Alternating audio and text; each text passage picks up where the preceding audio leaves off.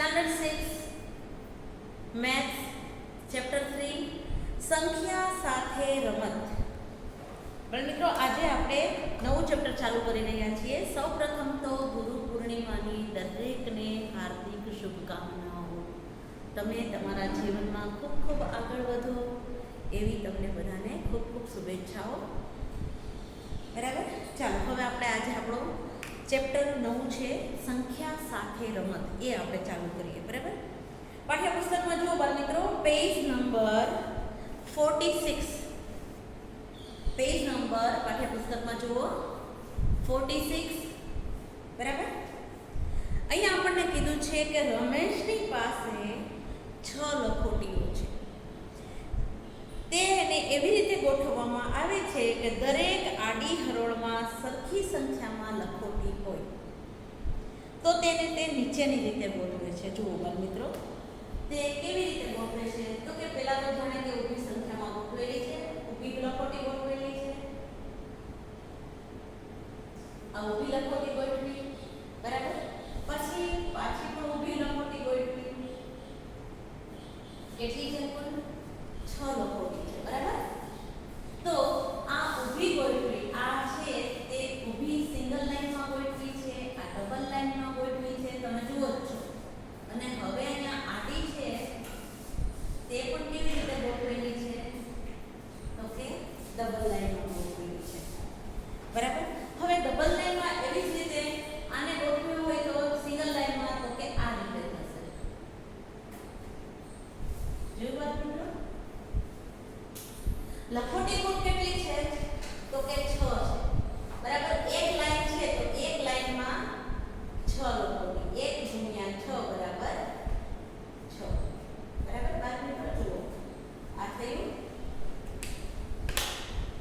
પછી બીજી જોઈએ તો કે ઊભી લાઈન 2 છે અને આડી ઊભી લાઈન 3 છે અને આડી લાઈન 2 છે. બરાબર, તો આપણે પહેલા આડી લાઈનમાં લેશું તો કે 2 ગુણ્યા 3 બરાબર 6. હવે તો કે હવે ઊભી લાઈન 2 છે અને આડી લાઈન 3 છે, તો આપણે 3 ગુણ્યા 2 બરાબર 6 લેશું.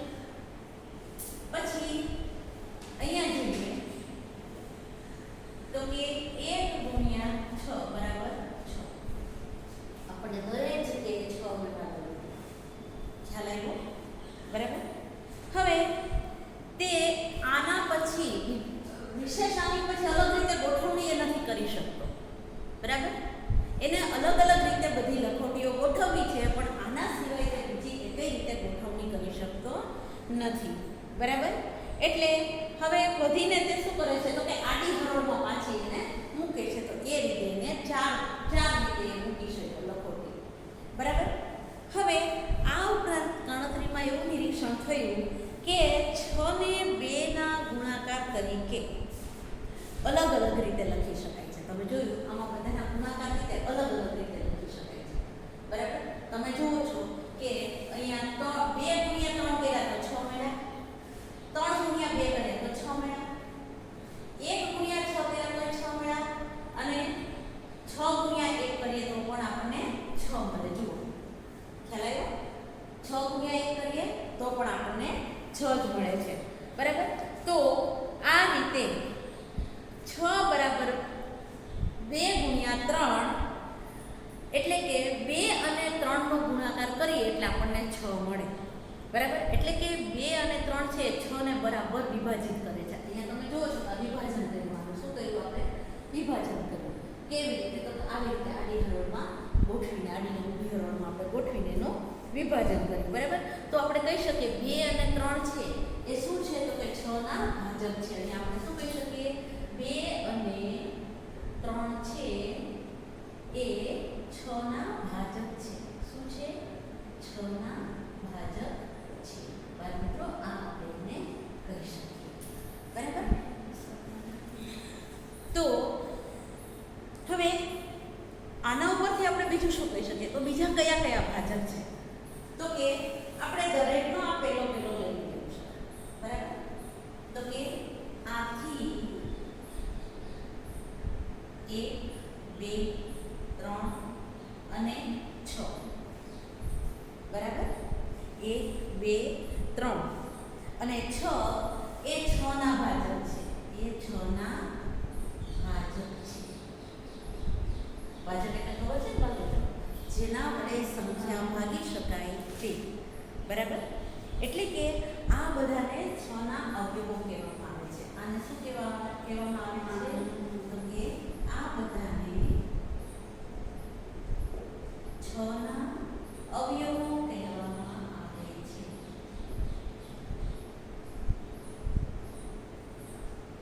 બાંધીને તમારી સીડબ્લ્યુ નોટમાં લખી નાખજો એકવાર બરાબર આ બધાને 6 ના અવયવો કહેવામાં આવે છે બરાબર હવે જોઈએ કે આપણે સંખ્યાનો અવયવ આપણે શું ભણવાનું છે બાકી અહીંયા તો કે સંખ્યાનો અવયવ બરાબર એ જોઈએ આપણે તમારી સીડબ્લ્યુ નોટમાં જ કરજો મારી સાથે સાથે બરાબર આના પરથી આપણે કહી શકીએ કે જે સંખ્યા વડે આપેલી સંખ્યાને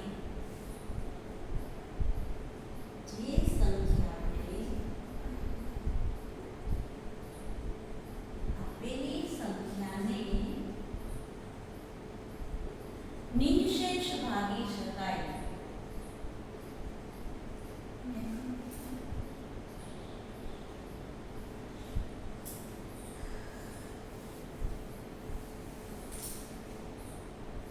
તે સંખ્યાને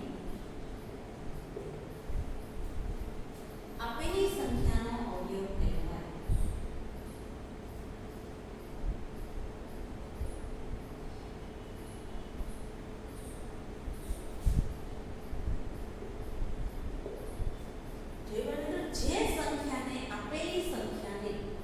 જે સંખ્યા વડે આપેલી સંખ્યાને નિશેષ ભાગી શકાય તે સંખ્યાને આપેલી સંખ્યાનો અવયવ કહે છે બરાબર હવે તમે જુઓ કે 6 ને આપણે 1 સાથે ભાગીએ તો આપણને 6 મળે છે ભલે અહીં ગુણાકાર કર્યો ભાગાકાર કરીએ તો પણ એ જ મળે છે 6 અને 2 ની સાથે ભાગાકાર કરીએ બરાબર આ ભાજક છે 6 ભાગ્યા 2 કરીએ તો આપણને 3 મળે છે 6 ભાગ્યા 3 કરીએ તો આપણને 2 મળે છે તમે જુઓ છો કે આ સંખ્યાઓ છે તે બંને ત્રણે ત્રણ સંખ્યાઓ છે તે 6 ની સાથે ભાજક છે બરાબર 6 ને ભાગી શકાય છે કેવો ભાગાકાર થાય છે તો કે નિશેષ ભાગાકાર એટલે તો કે છેલ્લે શૂન્ય મળી જાય એને આપણે નિશેષ ભાગાકાર કહી શકીએ બરાબર તે તમે 5મા ધોરણમાં પણ શીખી ગયા છો ઓકે ચલો હવે માની લો કે દાખલા તરીકે આપણે 10 નો ભાગાકાર કરવો છે બરાબર દાખલા તરીકે 10 ને આપણે કેટલા વડે ભાગીએ તો કે 2 વડે ભાગીએ તો આપણને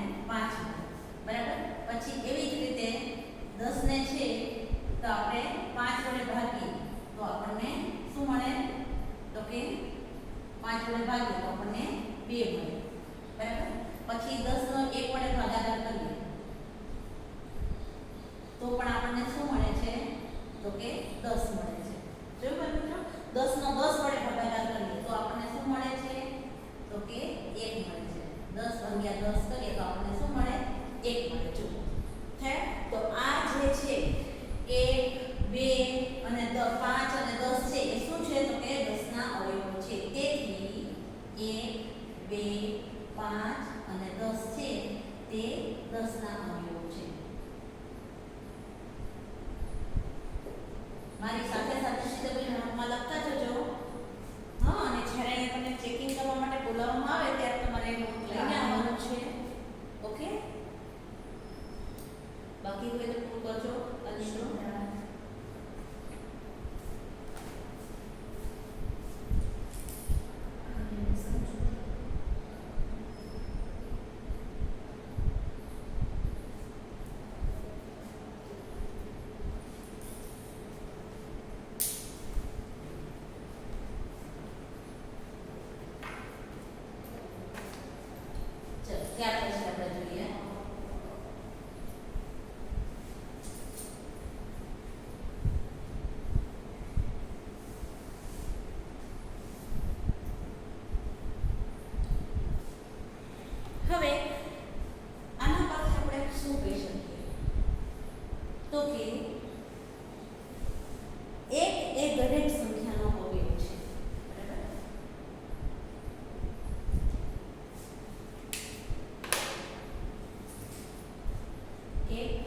એ દરેક સંખ્યાનો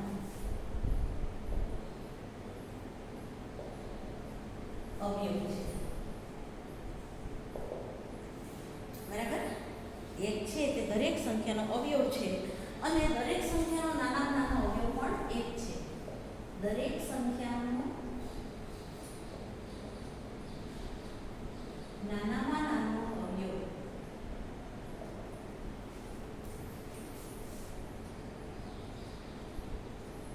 પણ એક છે. દરેક સંખ્યાનો નાનામાં નાનો અવયવ પણ એક છે. બરાબર? સંખ્યાને તેના અવયવ વડે નિશેષ ભાગી શકાય. બરાબર? સંખ્યાને તેના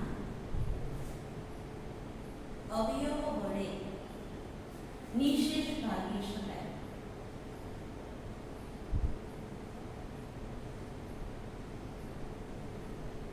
જેમ કે અહીંયા કેમ આપણે કર્યું કે 10 ભાગ્યા 2 તો આ 2 છે એ 10 નો અવયવ બન્યો. બરાબર? પછી 10 ભાગ્યા 5 તો 5 છે એ 10 નો અવયવ બન્યો.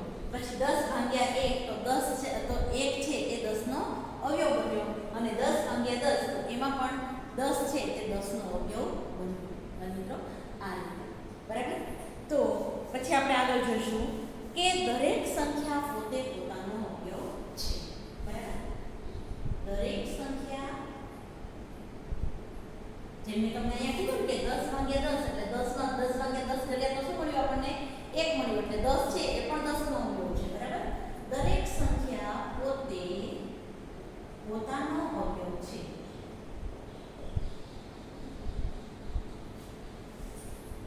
અને તે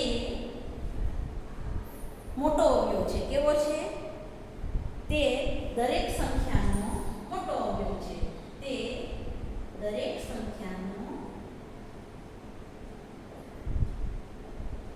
મોટામાં મોટો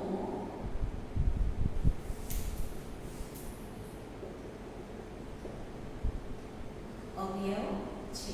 જોવાનું તો તમે જોયું કે એક એ દરેક સંખ્યાનો અવયવ છે ને તે દરેક સંખ્યાનો નાનામાં નાનો અવયવ છે. બરાબર? તો પછી દરેક સંખ્યા પોતે પોતાનો અવયવ છે અને તે દરેક સંખ્યાનો મોટા મોટો અવયવ છે. જેમ આપણે અહીંયા જોયું.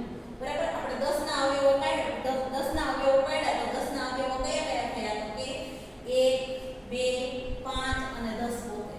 બરાબર? તમે જુઓ છો કે અહીંયા છે તે આ 1 બન્યો. બરાબર? પછી અહીંયા 2 બન્યા. આ લેશો 2 બન્યા, પછી 5 અને પછી આ 10. બરાબર? દરેક સંખ્યા છે તે પોતે પોતાનો અવયવ છે અને તે કેવો છે? સૌથી મોટો અવયવ છે. બરાબર? સંખ્યાનો અવયવ તે સંખ્યા કરતા નાનો અથવા તે સંખ્યાની બરાબરનો હોય છે. બરાબર? સંખ્યાનો અવયવ તે સંખ્યા કરતા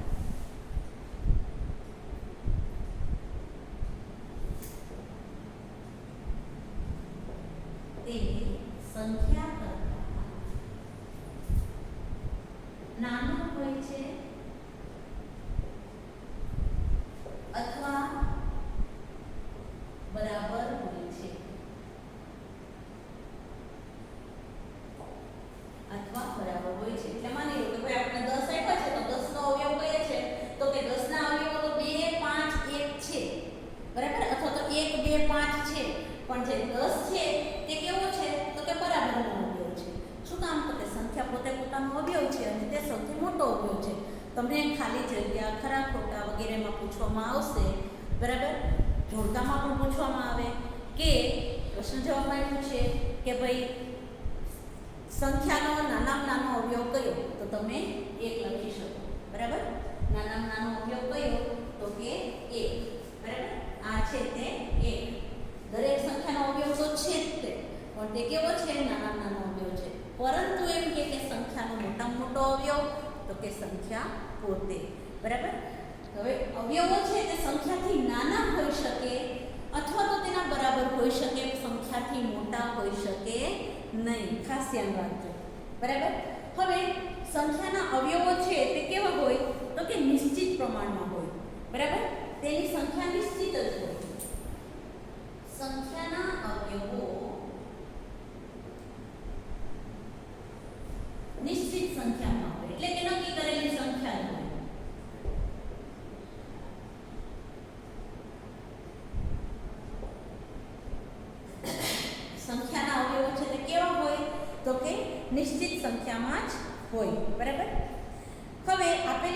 સંખ્યા વડે નિશેષ ભાગી શકાય તેવી દરેક સંખ્યાને આપેલી સંખ્યાનો અવયવી કહે છે. બરાબર. હવે આપણે અવયવી હમણાં નથી લેવા, પણ આપણે પહેલાં શું લેશું તો કે અવયવો જ લેશું. બરાબર.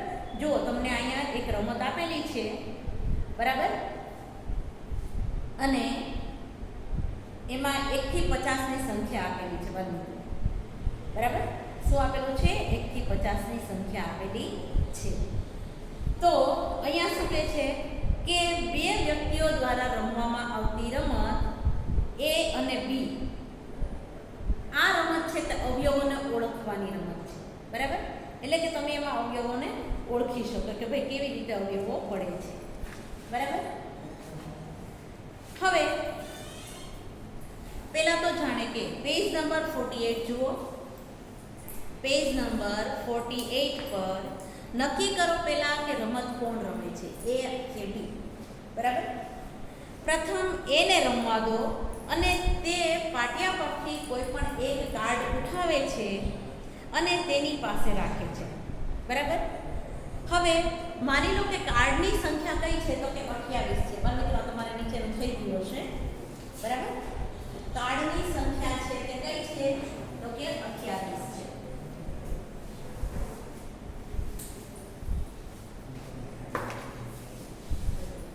રમત ઉઠાવે છે, રમત માટે એક કાર્ડ ઉઠાવે છે. બરાબર. તો કાર્ડની સંખ્યા 28 છે. બરાબર. તો હવે આપણે શું કરશું તો કે 28 ને પહેલા આપણે જ્યાં છે ઘડિયામાં આપણને 28 મળશે ને એને આપણે અહીંયા લેશું. બરાબર. આપણે રમત તો રમે જ છે, તમે જોઈ લેશો પાછળ પગથિયા એક પછી એક આપેલા છે, પણ આપણે અહીંયા છે તે આપણે જો એ કાર્ડની રમત કરવા જશું બરાબર મિત્રો તો આપણને વાર લાગશે. તો આપણે એના માટે શું કરશું તો કે સીધા આપણે 28 ના અવયવો જ પાડીએ. બરાબર. તો 28 ના અવયવો આપણે જોઈએ. 28 ના અવયવો. બરાબર.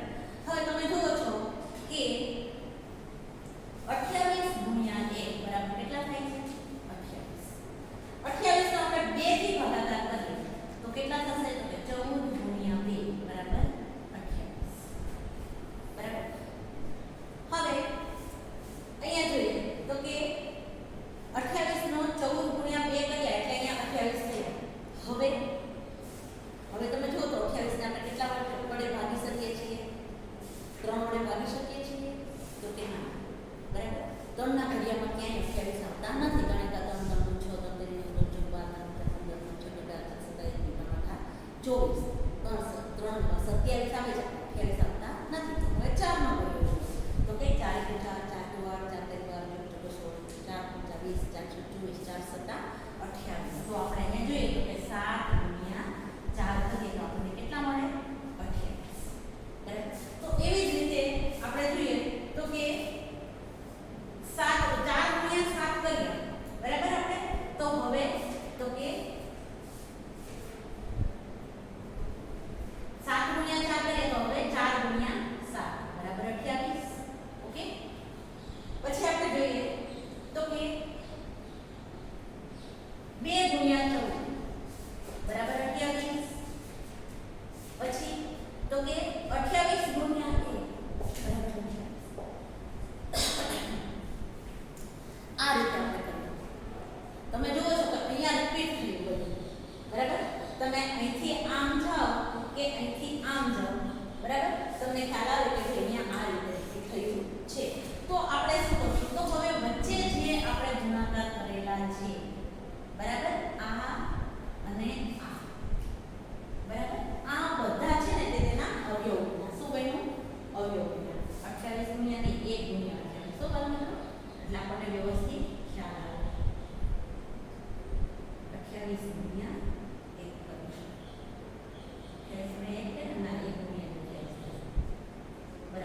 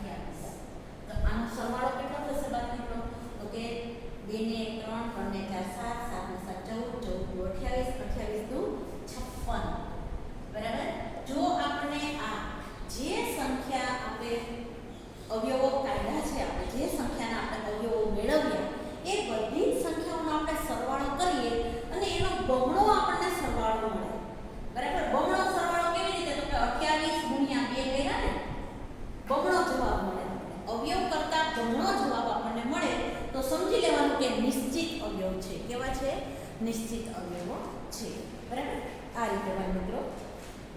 હવે આપણે જોઈએ કે કાર્ડની લંબાઈમાં આપણે જોયું હતું કે રમતમાં બધા કાર્ડ ઉઠાવાઈ જાય ત્યાં સુધી ચાલુ રહે છે અને ખેલાડી એ જે કાર્ડ ઉઠાવ્યા છે તેનો સરવાળો કરશે.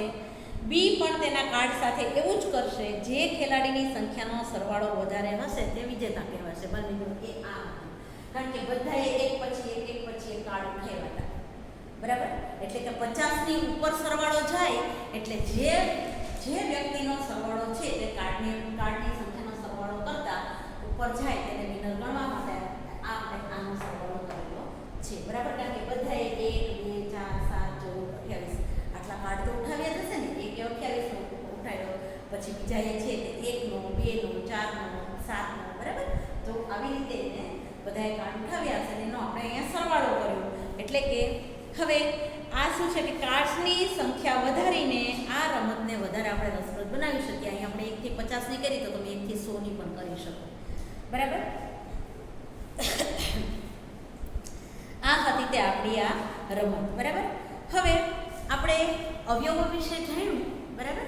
તો હવે થોડાક અવયવી વિશે પણ આપણે માહિતી મેળવી જોઈએ, બરાબર. બાળ મિત્રો તમને મેં અવયવોના દાખલા આજે આપેલા છે, બરાબર. તમારી આઈ બુકમાં એ તમારે ગણવાના છે. ઓકે. હવે આપણે અવયવો તો જાણ્યા, બરાબર. આ આપણે શું કર્યું તો કે અવયવો